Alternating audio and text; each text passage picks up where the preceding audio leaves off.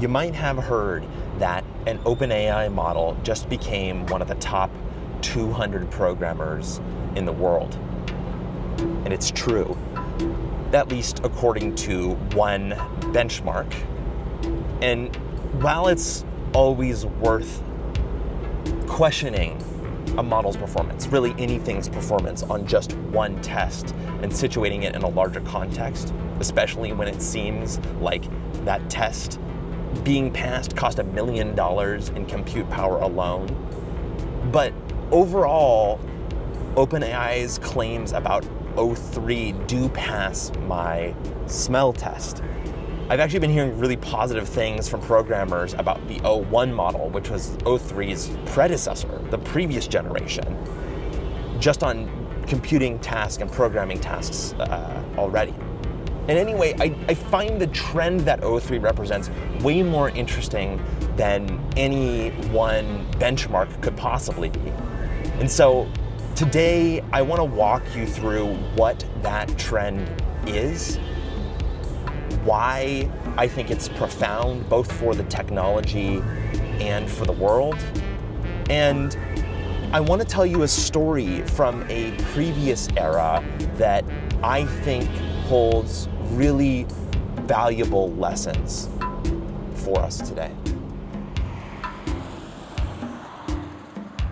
Broadly speaking, there have only been 3 leaders in the history of the personal computer industry. The first was Apple, and famously, the Apple II was the computer that Steve Jobs and Steve Wozniak designed to be built from their garage for nerds. And not to sell them short, radical nerds, but a small group of nerds that they hung out with at the Homebrew Computer Club.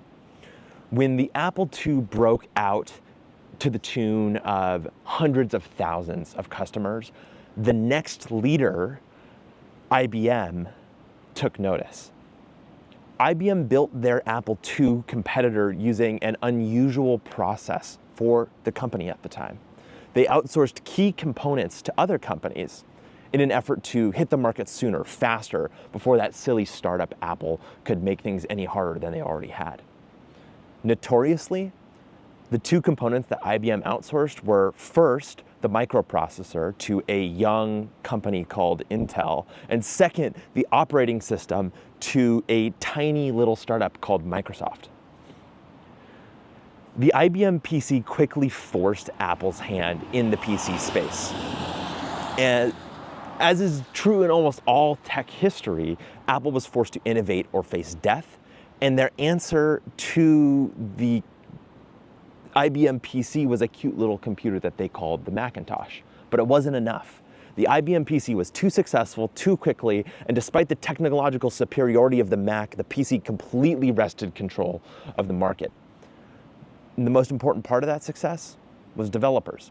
Devs were the reason that Apple is credited for igniting the personal computer revolution in the first place. They'd used the Apple II to invent the spreadsheet, but they were also going to be the reason that Apple was going to fade into irrelevance. There was a new sheriff in town, and their name was Big Blue. Throughout the early 80s, the PC industry and its fate seemed inevitable. The IBM PC is what businesses were going to buy, and thus the IBM PC was going to be the computer that developers were going to make apps for, and thus the IBM PC was going to be what businesses were going to buy. A virtuous and ridiculously profitable cycle. But there was one problem. These businesses weren't buying the IBM PC because they absolutely loved the IBM PC. They were buying it because it could run the apps that made their businesses more productive. As it turned out, developers weren't writing apps for the IBM PC because they absolutely loved the IBM PC either. In fact, most developers weren't writing apps for the IBM PC at all. They were writing apps for MS-DOS, the operating system that Microsoft was supplying for the computer. Smart entrepreneurs in the Valley noticed this, and they saw an opportunity. Startups like Compaq, they started to talk to Microsoft and started licensing MS-DOS for their own IBM PC clones that could run all the same software that the IBM PC could at a much lower price. And suddenly there were dozens of options on the market that could run IBM PC software at a fraction of the price that you'd pay to buy an original. That was the moment that Big Blue fell from the top of the food chain, and in tandem, Microsoft rose to the top of it. But here's what you should remember about that story. In the beginning of the personal computer revolution, the most important component was the operating system because it provided an application model for developers to make apps. And people don't buy computers, they buy apps. But there's also a structure here that we can use to understand OpenAI's O3 model and what it means for the future of the AI industry. And even more profound than that, the structure points to some key strengths and weaknesses of OpenAI itself as a startup competing in the land of the giants. In the time of the IBM PC, a computer was little more than a processor, an operating system, and a user interface. In fact, you'll remember that IBM outsourced 2 of those critical components in an effort to compete with Apple. As it turned out, the processor was crucial, but over time, it was effectively a commodity. As long as one company was willing to do the heavy lifting of swapping from one processor to another, they could go from Intel to Motorola to nowadays a in-house design like Apple does with their silicon. And while microprocessors aren't identical, they are mostly interchangeable as a component of the larger computer. And tech companies actually end up incentivized to interchange between them based off of things like cost, speed, and efficiency. On the other hand, operating systems are much less interchangeable, especially when a computing paradigm has been around for a while. Developers make apps for one particular operating system, a particular platform, and often it's difficult for developers to port those applications to other platforms in a time and cost-effective way. That means that over time, operating systems tend to gain and keep momentum as developers make apps for the platform, which causes customers to buy the device, which causes them to access those apps, which causes developers to make apps for that platform. Virtuous cycle. Software is a scale game, and developers are almost always drawn to the biggest game in town at the expense of any other platform success. In short, processors are mostly commodities and operating systems are mostly not. Now, before we go on, I need to explain the basics of how a large language model powered chatbot like ChatGPT is built. And of course, to do that, I need to explain what a large language model is. And so don't worry, I'm going to keep this as short as I can. But let's take a look at what an LLM actually is. So an LLM is the technology that enabled the latest wave of AI products. It basically takes massive amounts of text data and predicts and generates language. You can think of it as like a machine, for example. I'm going to represent this machine by a little box here that takes in a bunch of text data. So here's our machine. This is our little input. Takes some text that maybe I've written. And given that fragment of text, predicts the next word. So out here, it just gives you one word. Now, once you have this basic building block, you can do all sorts of really fun things. So let's say you have this LLM machine and you give it this piece of text. Let's be more specific here. You might recognize this one, the quick brown fox. And then the LLM machine takes a look at that list of words and it looks over what it thinks are most likely to come next. And so in this case, it might guess over. Now, I want you to imagine taking this whole machine and hooking it back up to itself. So we take this word over and we put it at the end of the list, and then we wait, and then we feed it back into the LLM. And so what might it guess next? Well, the quick brown fox jumps over the, possibly, and then you rinse and repeat. You bring that the over and until you go along, then you've got the lazy dog, and then maybe a period. And suddenly, we have this machine, this LLM, that has become the most powerful autocomplete that humans have ever invented. What be, right? Big deal. But it's kind of impressive, and you might be able to see how this could be useful. And so there's one more trick that you can use to take this sort of fancy autocomplete and turn it into a chatbot using just this little machine.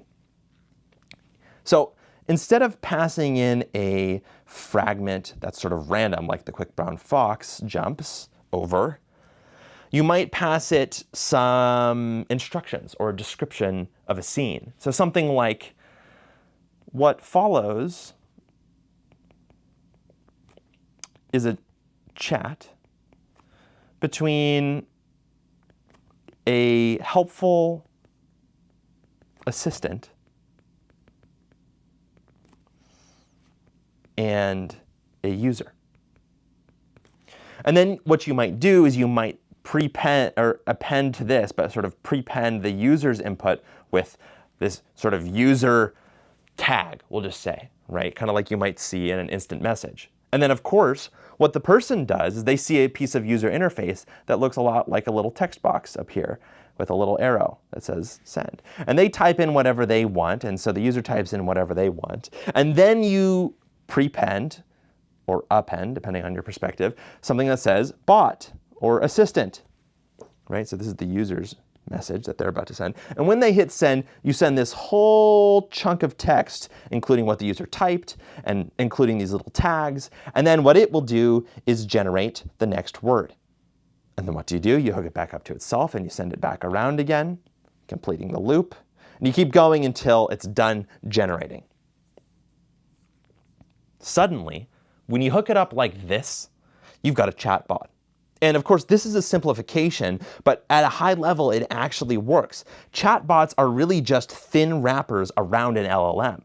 This thing here is the chatbot. This thing here is the chatbot, and the LLM is the chatbot. This is really the only thing that the user has input at this point, right? And ultimately, outside of the LLM, it's really just this that is the thing that turns a LLM into a chatbot. It's a really clever user interface. And so we end up with something like this, because chatbots, again, are just really thin wrappers around LLMs. Chatbot, if we take a look at our picture, is really just the same thing as an LLM plus a system prompt plus a user interface for the user to input their text. And as it turns out, early operating systems looked a lot like this. They were actually also just thin wrappers. But back then, this wasn't an LLM. This would have been the microprocessor, right? When you look at it this way, things start to look a little funny. In fact, the way I've set it up sort of implies something profound. A new LLM is actually a lot like a new microprocessor. But it's only part of this whole system. And so if you're like me and believe that history doesn't tend to repeat, but does tend to rhyme, you realize something else, which is that LLMs are a part of the system that, like microprocessors, will probably mostly be commodified. So we've talked about how LLMs work when they're being used, but we haven't really talked a lot about how they're built. And so maybe you've heard something like, we've used all the text on the internet to train these LLMs. And for our purposes, we're going to kind of treat that at face value. And I won't get into the details, but let's imagine that we have this other machine over here that takes a bunch of text and spits out an LLM in return. What OpenAI did is give that machine pretty much every piece of text that it could, which is pretty impressive, right? But it's also a problem for OpenAI. You see, if you just took all the text you can find and gave it to the machine, that means that any other company with enough money and time can build the same exact LLM as you, because every other company has access to a similar set of text data and the same set of training tools. And for a while that was okay. You just stay one step ahead of your competitors to find more data to train the next model, and you'll see improvements, so you're golden. There's always more data, and so the model will always get better. And when people say that we used all the text on the internet to train these things, and when we think of it as actually true, what that means is that we've sort of run out of data. And this is such a problem that we've started calling it the data wall. But you might have actually noticed something else, which is that these problems only occur when you're making the LLM, not necessarily when you're using it. And so as we've started hitting the data wall, AI researchers started to take a look at the other side of the equation. And they started looking at it seriously. If the LLM has nothing else to study in order to get smarter, why doesn't it spend more time thinking before it gives you an answer, right? The whole point of OpenAI's O1 model was to try that exact strategy, to give it time to think before it answered, and just to see what happened. And what happens is that O1 works by breaking user requests down, step by step, working through each step behind the scenes, and then only sending back the response to the user like after it's done. And for the first time, we see this system in the chatbot where the LLM isn't so exposed. We don't see every single word that the model generates. It only shares the result at the end of its thought process, which is a lot like humans sort of might approach a problem like this. And as it turns out, it works really well. And so far, it also seems like it gets better the more that the system thinks. That's why it cost $1 million for O3 to pass those tests. And as we move into the future, it seems that that system is going to be the next frontier of chatbot improvement, which ends up giving us a new equation. But because the system prompt and the thinking system are kind of both abstracted away from the user, like we talked about, I actually think it's really useful for us to think of them together as the chatbot's operating system, a lot like an operating system would happen on a PC or even on a phone. And voila, there we have it. I bring us through this exercise because it really highlights the similarities between the early personal computer competition and the current AI competition. In particular, how it highlights the place of an LLM in the system as a whole, as the natural language processor, and not much more. So what does that mean for O3 then, in that case? Well, I think what we can kind of do is substitute in ChatGPT's components, the modern components for O3, and see. You end up with O1 plus the operating system plus the chat interface is what ChatGPT is, right? And it turns out that O1 and O3 don't have access to a lot of the operating system's tools. It has the chain of thought and the system prompt, and that's pretty much it. So after the 12 days of OpenAI, the only thing that changes is O3. And that makes it very clear now. The natural language processor gets a spec bump, the same way that your computer's microprocessor might also get a spec bump. In that way, the improvements that you see are iterative. They're not necessarily paradigm shifting. They might be in certain ways, the same way that a super fast speed bump might be paradigm shifting. They might enable you to do a little bit more, but they don't fundamentally change how the system is architected and what you can do with it, if that makes sense. As a comparison, I want you to think of upgrading from an Intel Mac to an M4 Mac. You might expect to be able to do more with your spec bump, but really you'd probably expect mostly to do things faster or with more battery life or more smoothly. Those improvements are evolutionary, not revolutionary. And that is how I think that we should think of model upgrades going into the future at this point in the AI race, as spec bumps and not a ton more. By the way, this is bad news for OpenAI. Their core competency, which is training LLMs, likely won't be a differentiator for their products in the long term. There are some nuances here, but because everyone has access to the same fundamental data and training techniques, the competitive edge provided by OpenAI's LLMs is really eroding rapidly, in my opinion. Just as processors became interchangeable components of the PC market, LLMs are on a trajectory to become more standardized, commoditized components of AI systems as a whole. There are other players out there with sufficient resources that can replicate or even outpace OpenAI in LLM development. Now, we haven't seen it yet, but it's possible, particularly as the innovation cycle slows down on the training side due to constraints like the data wall. By the way, the realization that LLMs will become commodities has become an underlying assumption for some of the other giants that OpenAI is competing with. Meta has open sourced Llama because they will benefit from the commoditization of large language models. Their core competency is an application of these models to social media, and thus LLMs are a cost to their business that they want minimized in order to maximize profit. Amazon has also pounced on this perspective, actually. They think that the real benefit to their business will simply be the need for more computing resources, and the choice between models will just increase the amount of compute that developers need, which is Amazon's AWS in a nutshell. It conveniently solves that problem. Now, if Meta is looking to increase their margins by reducing the cost of LLM-related compute, Amazon is looking to increase demand for their computing resources, if that makes sense. OpenAI is in the exact opposite boat, though.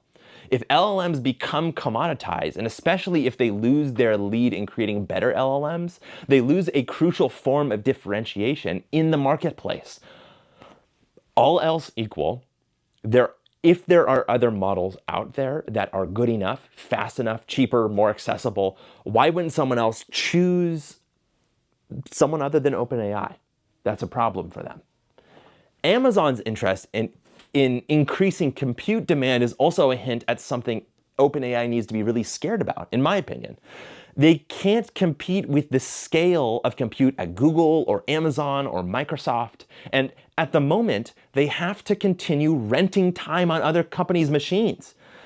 And that's going to continue to happen into the foreseeable future, at least in my eyes. I haven't heard anything other than that. If Google actually gets its act together, by the way, there is a very real chance that the huge amount of compute that they own gives them the edge to being first to creating a next generation frontier model, potentially even faster than OpenAI. Now, they haven't done it, but it's possible. But the news gets even worse because the new think before you respond sort of paradigm, which is, by the way, known as chain of thought in the industry, also scales with compute, which could give any of those other companies with their own massive compute stacks the edge when it comes to the use of LLMs. So not just training, but use. So OpenAI is, in short, at the mercy of these giants by sheer nature of their size. Given that, commoditization might actually end up being a net neutral for OpenAI. Their sort of core advantage isn't in managing those large amounts of compute power, so it might be best for them to leave that to somebody else, frankly. But if they can't meaningfully differentiate themselves using their frontier models, like O3, what should they do? I think it's helpful to look back again to the very beginning of the chatbot era as a clue towards what the future of OpenAI might look like. In the beginning, you'll remember that a chatbot looked like this: an LLM, a system prompt, and a UI. The first time I remember learning about ChatGPT, the discussion was all around that fancy new natural language processor, the LLM, and the growth that it was seeing based off of the amount of data that it was sucking in to learn, the amount it was learning. And that was for a good reason. It was a quantum leap in that technology. I remember studying some of that stuff in college and thinking, oh, this might not ever happen in my lifetime. But I would argue that the real innovation was in user experience and human-computer interaction, not necessarily in the LLM itself. Of course, tricking the LLM to act like a chatbot was such a clever turn in the use of the technology that it was the thing that made ChatGPT go viral. And I think that means that the thing we now know is mostly a commodity, even when it's one of the top 200 programmers in the world, was not really the innovation that sparked the chatbot revolution. It was a human interface innovation in the LLM's operating system and the user interface.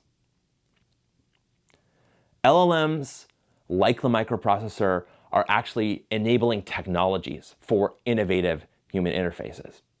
In fact, when you look at chatbots, the only really novel parts of the system are the prompt and the UI. And looking at things now, that means that the real differentiators are going to be exactly that, the operating system and the UI. By the way, I think that you can take that idea to a logical conclusion. You can take it really far, and especially when you compare it to the early personal computer days. For example, I want you to remember the thing that dethroned Apple and IBM, which was MS-DOS. With the IBM PC acting like a Trojan horse, Microsoft made their operating system the most important platform in the world. Why? Because operating systems create the world that apps run in, and people don't buy computers, they buy apps. In the world of chatbots, I think that that is going to hold. First, I think that the personal assistant paradigm is here to stay. And I also think that the most valuable vector of competition in the personal assistant paradigm is going to be the application space, because that's what we saw in PCs, that's what we saw in mobile. We see it over and over and over again. Take ChatGPT actually as the best example of that. Its operating system and its user interface are already very robust, in fact. Off the top of my head, I mean, I can think of UI innovations like voice mode and like video mode. There is web search, and they have that canvas thing. They've got image generation, code execution, memory, plugins. They've got like user customization. Oh, I mean, the other one is actually a native Mac app. They have a great native Mac app, which is not a guarantee. In fact, there's a lot of people who have talked about the native Mac app being the thing that draws them to ChatGPT, and it is for me too. And ultimately, those are all applications running on top of ChatGPT's operating system. They are tools that either do something for a user or help the user do more.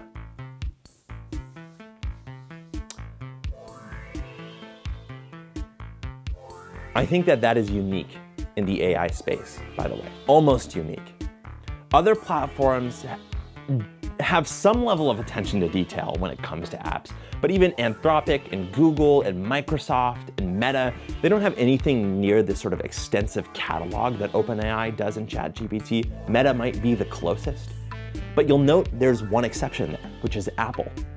Apple Intelligence is completely architected around the premise that A, LLMs are commodities, and that B, apps are the most important part of the equation, which I think reveals something unique in itself. Those two companies with the most focus on product and user experience have partnered together to form an axis of power in the AI race, which sort of makes me wonder how long it will last before they become bitter competitors. In reflecting on the ascent of O3 and its place within the broader AI landscape, it's clear that we stand on a brink of a new era where the true value lies not merely in the capabilities of individual models, but in the ecosystems that they inhabit and the applications that they enable.